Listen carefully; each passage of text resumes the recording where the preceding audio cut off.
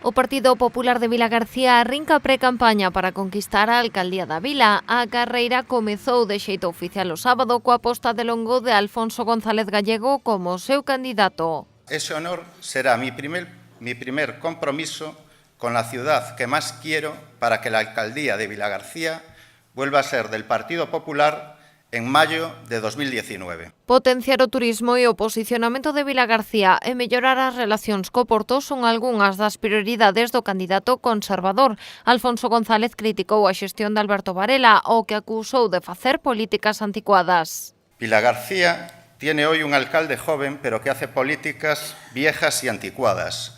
Su modelo no es de ciudad, es de hormigón para el centro y castigo para las parroquias, que son las grandes olvidadas en estos últimos años. En 4 años ha gastado muchísimo dinero en obras que nadie le ha pedido, teniendo vecinos sin alcantarillao. A súa presentación foi nun Salón García cheo, no que estivo arroupado por diferentes cargos do partido, entre eles o líder do PP provincial, Alfonso Rueda, e a presidenta do Congreso dos Deputados, Ana Pastor.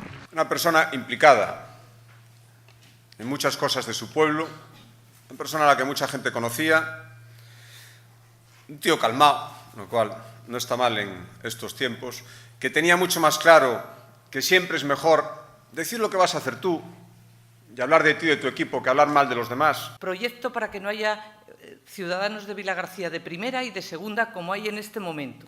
Y tienes sobre todo algo muy importante, que es conocer el terreno que pisas. Y conoces a Vilagarcía porque eres uno más, porque sabes lo que le pasa a los vecinos y porque sabes que hay muchas cosas que mejorar y cambiar. O conselleiro de Educación Román Rodríguez, o de Medio Rural José González, o exalcalde e deputado Tomás Fole e cargos autonómicos como José Manuel Cores Tourís ou Marta Rodríguez tamén estiveron entre os asistentes ao acto de presentación.